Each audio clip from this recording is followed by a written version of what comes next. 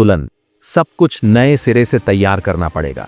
ये बदलाव सिर्फ एक अपग्रेड नहीं होता, बल्कि एक पूरी तरह से अलग फाइटर जेट विकसित करने जैसा होता। लेकिन भारत की रणनीति अलग है। हमें दिखावा नहीं करना, हमें ऐसी तकनीक चाहिए जो व्यावहारिक हो, मारक हो और भारतीय नौसेना के लिए सबसे उपयुक्त हो। यही कारण है कि टेड बीएफ को 5वीं पीढ़ी की चुनिंदा क्षमताओं से लैस किया जा रहा है, जिसे 5th जनरेशन माइनस कहा जा रहा है। यानी कि ये 5वीं पीढ़ी के विमानों के बराबर घातक होगा, लेकिन बिना अनावश्यक जटिलताओं के। अब सवाल उठता है कि जब इसमें इंटरनल वेपन बे नहीं होगा तो इसकी स्टेल्थ क्षमता कैसे काम करेगी? इसका जवाब है भारत का अनूठा इनोवेशन। टेड बीएफ स्टेल्थ तकनीक को अलग तरीके से हैंडल करेगा। इसमें स्टेल्थ कोटिंग्स का इस्तेमाल किया जाएगा, जो इसे दुश्मन के राडार से बचाएगी। इसके अलावा इसमें डायवर्टरलेस सुपरसोनिक इनलेट्स होंगे, जो इंजन में हवा को इस तरह से पहुंचाएंगे कि राडार सिग्नल न्यूनतम हो जाए। हथियारों को पूरी तरह से छुपाने के बजाय इन्हें सेमी रिसेस्ड तरीके से फिट किया जाएगा, यानी कि ये कुछ हद तक भीतर होंगे, जिससे स्टेल्थ भी बरकरार रहेगा और विमान की मारक क्षमता पर भी कोई असर नहीं पड़ेगा। इस रणनीति का सबसे बड़ा फायदा ये होगा कि टेड बीएफ न सिर्फ लंबी दूरी की मारक क्षमता वाला होगा, बल्कि भारी हथियारों को भी आसानी से ढो सकेगा। ये न केवल दुश्मनों के ठिकानों पर सटीक वार करेगा, बल्कि समुद्री सीमाओं की निगरानी और टोही अभियानों में भी जबरदस्त भूमिका निभाएगा। अब भारतीय नौसेना को चाहिए एक ऐसा फाइटर जेट जो समुद्र में लंबी लड़ाई लड़ सके, हवा में दुश्मनों को धूल चटा सके और जरूरत पड़ने पर खुफिया जानकारी जुटाने में भी सक्षम हो। अगर इसमें इंटरनल वेपन बे जोड़ दिया जाता तो स्टेल्थ जरूर बढ़ जाती, लेकिन इसकी आंतरिक जगह कम हो जाती।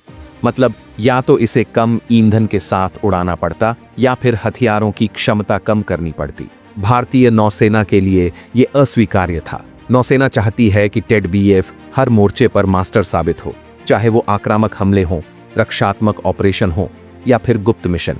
यही इस प्रोजेक्ट की सबसे बड़ी खूबसूरती है। ये फाइटर जेट न सिर्फ घातक होगा, बल्कि भारत की अर्थव्यवस्था पर भी ज्यादा बोझ नहीं डालेगा।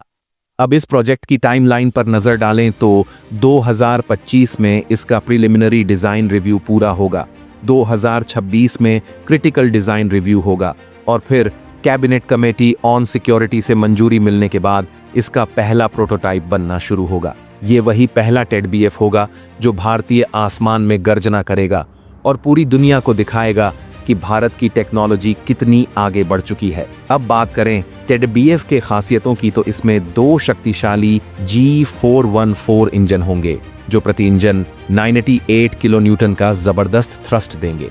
ये इसे MiG-29 के और तेजस जैसे सिंगल इंजन विमानों से कई गुना ज्यादा शक्तिशाली और विश्वसनीय बना देगा। भविष्य में इसे डीआरडीओ सफ्रान द्वारा विकसित किए जा रहे एक 110 किलो न्यूटन के स्वदेशी इंजन से अपग्रेड करने की योजना है, जिससे ये और भी अधिक खतरनाक हो जाएगा। इसकी अधिकतम गति 1.6 मैक होगी, यानी कि ये दुश्मन के किसी भी विमान को आसानी से पकड़ सकता है और तेजी से जवाबी हमला कर सकता है। इसकी ऑपरेशनल रेंज 1000 किलोमीटर से अधिक होगी और एयर टू एयर रिफ्यूलिंग की सुविधा के साथ ये 3000 किलोमीटर तक के मिशन पर जा सकेगा। ये लंबी दूरी की नौसैनिक गश्त और हमलों के लिए एक परफेक्ट फाइटर जेट बनने जा रहा है। टेड बीएफ में फोल्डिंग विंग्स होंगे, जिससे ये एयरक्राफ्ट कैरियर के सीमित हैंगर और डेक पर आसानी से फिट हो सकेगा। ये सिर्फ एक हवाई लड़ाकू विमान नहीं होगा, बल्कि ये एयर सुपीरियरिटी, ग्राउंड अटैक, तोही मिशन, एंटी शिप वॉरफेयर और इलेक्ट्रॉनिक वॉरफेयर जैसे कई ऑपरेशन को अंजाम देने में सक्षम होगा। यानी कि ये भारतीय नौसेना के लिए एक बहुमुखी हथियार साबित होगा। इस जेट में 70% से अधिक स्वदेशी तकनीक का इस्तेमाल किया जाएगा, जैसे उत्तम रडार, स्वदेशी हथियार प्रणाली, digital fly by wire system, जो भारत के आत्मनिर्भर भारत अभियान को और भी मजबूत करेगा। दोस्तों, भारत अब वो द्वार पार कर चुका है जब उसे अत्याधुनिक फाइटर जेट्स के लिए अमेरिका, रूस या फ्रांस की ओर देखना पड़ता था। अब भारतीय वैज्ञानिक खुद ऐसी तकनीक विकसित कर रहे हैं जो दुनिया के किसी भी देश को चुनौती देने की क्षमता रखती है। टेड बीएफ सिर्फ एक फाइटर जेट नहीं, बल्कि भारत की सैन्य शक्ति का प्रतीक है।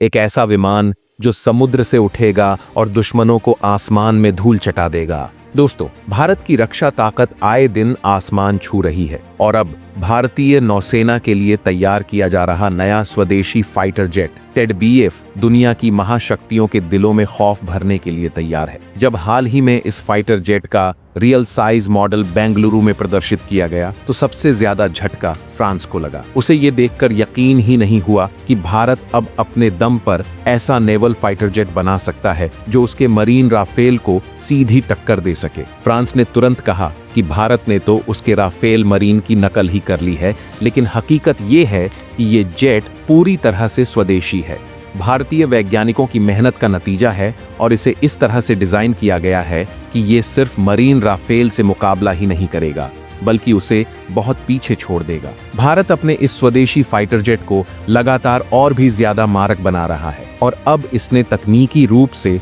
5वीं पीढ़ी के फाइटर जेट्स की श्रेणी को भी छू लिया है। लेकिन भारत ने यहाँ एक और मास्टर स्ट्रोक खेला है। न केवल इसे घातक बनाया जा रहा है बल्कि इसकी कीमत भी किफायती रखी जाएगी ताकि कम खर्च में ये अत्याधुनिक तकनीक से लैस हो सके। इसके लिए भारत ने एक ऐसा प्लान तैयार किया है जो पूरी दुनिया को चौंका देगा। दोस्तों, टेड बीएफ केवल एक और फाइटर जेट नहीं होगा बल्कि ये भारतीय नौसेना के लिए एक गेम चेंजर साबित होने वाला है। ये जेट भारतीय समुद्री सीमाओं की रक्षा करेगा, दुश्मनों के ठिकानों को खाक करेगा और भारतीय नौसेना को वो ताकत देगा जिसकी दुनिया कल्पना भी नहीं कर सकती। लेकिन हाल ही में अफवाहें उड़ी थीं कि भारतीय नौसेना शायद इस प्रोजेक्ट को छोड़कर किसी अन्य सुपर स्टील्थ फाइटर जेट की ओर बढ़ रही है जो पूरी तरह से 5वीं पीढ़ी का हो। इस अफवाह से कई लोग चिंतित हो गए थे, लेकिन एरोनॉटिकल डेवलपमेंट एजेंसी के एक बड़े अधिकारी ने साफ कर दिया कि ऐसा कुछ भी नहीं है। भारतीय नौसेना टेड बीएफ प्रोजेक्ट के साथ पूरी मजबूती से खड़ी है और इसे 5वीं पीढ़ी माइनस फाइटर जेट के रूप में देखा जा रहा है। ये सुनकर भारतीय रक्षा विशेषज्ञों के दिल में गर्व की एक ठंडी लहर दौड़ गई कि भारत सही रास्ते पर चल रहा है और इसका आने वाला फाइटर जेट दुश्मनों के लिए बुरे सपने से कम नहीं होगा।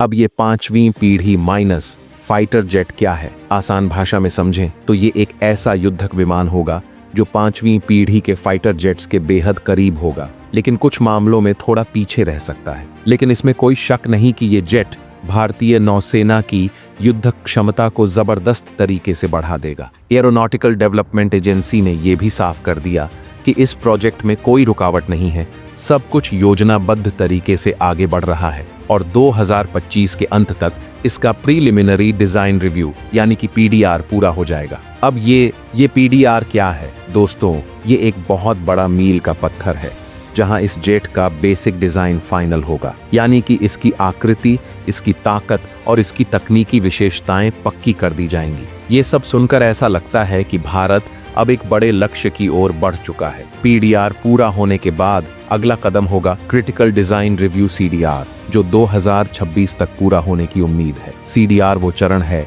जहां इस जेट के हर छोटे बड़े तकनीकी पहलू को परखा जाएगा और इसके निर्माण की पूरी तैयारी शुरू होगी। एरोनॉटिकल डेवलपमेंट एजेंसी के अधिकारियों ने कहा है कि वे इस समय भी इसके डिजाइन पर पूरी तरह से केंद्रित हैं। 2025 के अंत तक पीडीआर पूरा होने के बाद इस जेट की सभी विशेषताएं लॉक कर दी जाएंगी ताकि इसे भारतीय नौसेना की जरूरतों के हिसाब से परफेक्ट बनाया जा सके। चाहे वो भारी हथियारों को ले जाने की क्षमता हो, लंबी दूरी तक उड़ान भरने की शक्ति हो या फिर एयरक्राफ्ट कैरियर से आसानी से टेक ऑफ और लैंडिंग करने की योग्यता हो। इसके बाद ये project cabinet committee on security यानी कि सीसीएस के पास जाएगा, जहां इसे अंतिम मंजूरी मिलेगी और इसके लिए 14,000 करोड़ रुपए का बजट जारी किया जाएगा। ये सुनकर ही गर्व से सीना चौड़ा हो जाता है कि भारत अपनी रक्षा शक्ति को बढ़ाने में कोई कसर नहीं छोड़ रहा है। ये वही भारत है जिसे एक समय पर विदेशी हथियारों के भरोसे रहना पड़ता था, लेकिन अब वही भारत अपने दम पर ऐसे अत्याधुनिक फाइटर जेट बना रहा है। एक बॉल 4 रन चाहिए, नहीं होगा नहीं होगा।